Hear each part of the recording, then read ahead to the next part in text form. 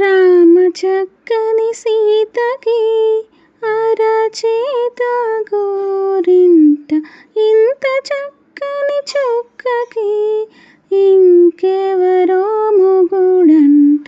రామ చక్కని సీతకి ఉడత వీపున వేలు విడిచిన పుడమి అల్లుడు రాముడే.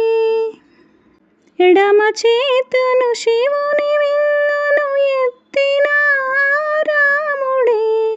ఎత్తగలడా సీత జడను తాళి కట్టే వేళలో. రామ చక్కని సీతకి ఎర్ర జాబిలి చేయగిల్లి రాముడేడని అడుగుతుంటే చూడలేదని పెదవి చెప్పి చెప్పలేమని కనులు చెప్పే.